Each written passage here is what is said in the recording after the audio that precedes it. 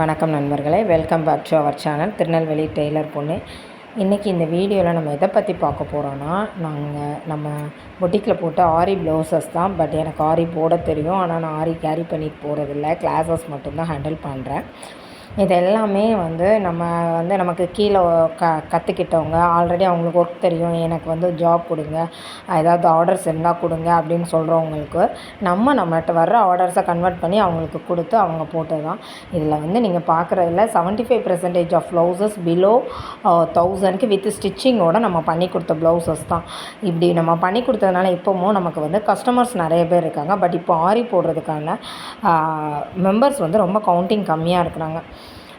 என்ன ரீசனுக்காகனா, எல்லாருக்குமே ஓரளவு ஆன்லைன் பார்த்து ஆரி கற்றுக்குறாங்க, அவங்களும் போட்டுறாங்க. அதேமாரி நமக்கு கிடைக்கிற ஆர்டர்ஸ் கிடைக்குதுன்னு சொன்னால், ஆல்ரெடி கொஞ்சம் நல்லா தெரிஞ்சுக்கிட்டவங்க இப்போ என்ன சொல்ல ஆரம்பிச்சிடுறாங்கன்னா, எனக்கு இதெல்லாம் அந்த பட்ஜெட்டில் பண்ண முடியாதுன்னு சொல்கிறாங்க. பட் நம்ம ரெகுலராக ஈவனாக ஒரே பட்ஜெட்டில் ஆரியை கேரி பண்ணி போகும்போது கண்டிப்பாக அவங்களுக்கான ரிசல்ட் ரொம்ப நல்லாயிருக்கும். அதை நான் என்னோடய எக்ஸ்பீரியன்ஸில் நல்லாவே ஃபீல் பண்ணுறேன். ஏன்னா ஸ்மாலாக ரொம்ப சின்ன இப்போ பார்க்குற ப்ளவுஸ்லாம் ஜஸ்ட்டு 500க்கு நம்ம போட்டது தான்.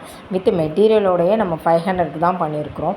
ஒர்க் பண்ணவங்களுக்கு 500 கொடுத்துருக்குறோம். அப்போது நம்ம மெட்டீரியல் எக்ஸ்ட்ரா நான் பே கொடுக்குறது தான். அது எனக்கு பேமெண்ட் வருதா வரலையாங்கிறதுலாம் நான் யோசிக்கிறது இல்லை.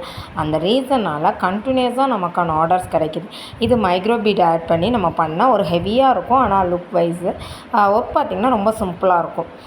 இந்த மாதிரி ப்ளவுசஸ் இதெல்லாம் கொஞ்சம் அதுலேருந்து ஒரு 200 அந்த மாதிரி ரேஞ்ச் கூட, அவ்வளோதான், வித் ஸ்டிச்சிங்கோட.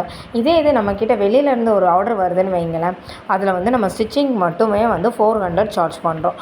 வித் லைனிங் அதெல்லாம் பண்ணும்போது ஜஸ்ட் 500 வரைக்கும் சார்ஜ் பண்ணுறோம். டெசல்ஸ் மேக் பண்ணுறோம் அப்படின்னா. ஆனால் நம்மக்கிட்ட ஸ்டிச் பண்ண, நம்மக்கிட்டே ஆரி போடுறாங்க, நம்மக்கிட்டே இது பண்ணும்போது கண்டிப்பாக அவங்களுக்கு நம்மளால் முடிஞ்சது அஃபோர்டபுள் ப்ரைஸில் பண்ணி கொடுக்கணுங்கிறது தான் ஸ்ரீஸ் பொட்டிக்கோட நோக்கம்.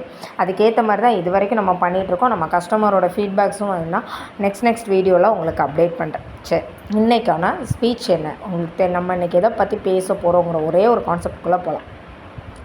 கான்செப்ட் ஒன்று தான். ஒருத்தவங்க ஒரே ஒரு விஷயத்தை தான் கேரி பண்ணி போக முடியும்னு இந்த உலகம் நம்மளை பார்த்து சொன்னால் நமக்கு சிரிப்பு வரும். அதுவும் பெண்கள் ஏதாவது ஒரு விஷயந்தான், எதையாவது ஒன்று எடுத்துக்க, ஒரு பிஸ்னஸ் பண்ணுங்கள், உங்களால் 3 பிஸ்னஸ் பண்ண முடியாது, 2 பிஸ்னஸ் பண்ண முடியாதுன்னு சொல்கிறவங்களுக்காக மட்டும்தான் இந்த வீடியோ. ஒரு பெண் காலையில் எழுந்ததுலேருந்து அவள் பார்க்குற வேலை, அவள் ஒரு பிஸ்னஸ் தான் செய்யணுங்கிறத நிர்ணயிக்கிற மாதிரி இல்லையே. காலையில் எழுந்து அந்த பொண்ணு தொளிச்சு தூத்து கோலம் போட்டு வீட்டில் உள்ளவங்க அத்தனை பேருக்கும் காலையில் டிஃபன் பண்ணுறோம். குழந்தைங்கள கிளப்பி ஸ்கூலுக்கு அனுப்பணும், அவங்கள குளிப்பாட்டி அவங்கள ரெடி பண்ணி அவங்களுக்கு லஞ்ச் பேக் வச்சு அவங்கள ரெடி பண்ணி அவங்கள ஸ்கூலுக்கு அனுப்பணும். அதுக்கப்புறமா அவங்க ஸ்கூலுக்கு போனதுக்கப்புறம் அவங்களோட அனதர் ரொட்டீன் ஜாபுக்கு வரணும். ரொட்டீன் ஜாப் மீன்ஸ் நம்ம என்ன சொல்கிறோம், அவங்க குழந்தைங்களோட ட்ரெஸ் வாஷ் பண்ணுறது, வீடு க்ளீன் பண்ணுறது, வீடு மாப் பண்ணுறது, விளக்கு தேய்க்கிறது, ஃபுல் சரௌண்டிங் க்ளீன் பண்ணி முடித்தா அவங்களுக்கு ரெஸ்ட் இருக்குன்னு நினைக்கிறீங்களா? ஆஃப்டர்நூன் லஞ்ச் ரெடி பண்ணும். மார்னிங்கே லஞ்ச் கொடுத்து விட்டுட்டோன்னு வச்சாலும் அதுக்கு அடுத்த ப்ராசஸாக என்ன இருக்கும், ஈவினிங் ப்ராசஸ் இருக்கும். அந்த அதே ஹவுஸ் ஒய்ஃப் தான் அந்த வீட்டில் மஞ்சள் மசாலா என்ன இல்லைன்னு பார்க்கணும், வெஜிடபிள்ஸ் இன்றைக்கி என்ன இல்லைன்னு பார்க்கணும், நாளைக்கு என்ன சமைக்கணும்னா இன்றைக்கி என்ன வாங்கி வைக்கணும், இந்த மாதிரி திங்க் பண்ணுறாங்க.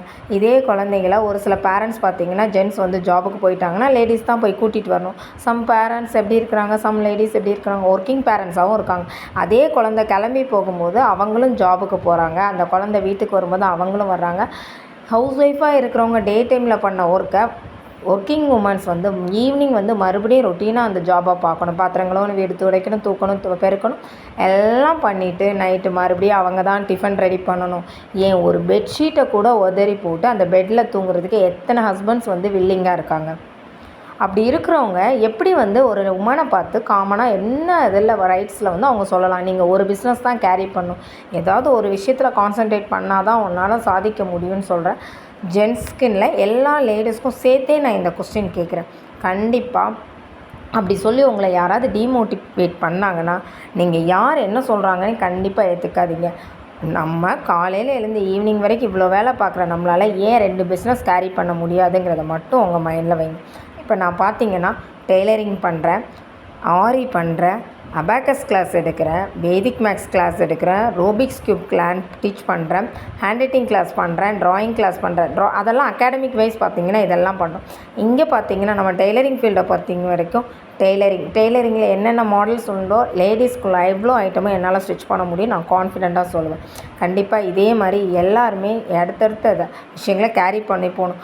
ஆரி கிளாஸ் எடுக்கிற என்னால் ஆரி போட முடியாதான்னு கேட்டால் முடியும். ப்ரூச்சாஸ் போடுறேன். இப்போ என்ன வந்திருக்கோ லேட்டஸ்ட் ட்ரெண்டிங் அதை பண்ணுறேன். கண்டிப்பாக உங்களுக்கு இந்த வீடியோ பிடிச்சிருக்குன்னு நினைக்கிறேன். லைக் அண்ட் கமெண்ட் பண்ணி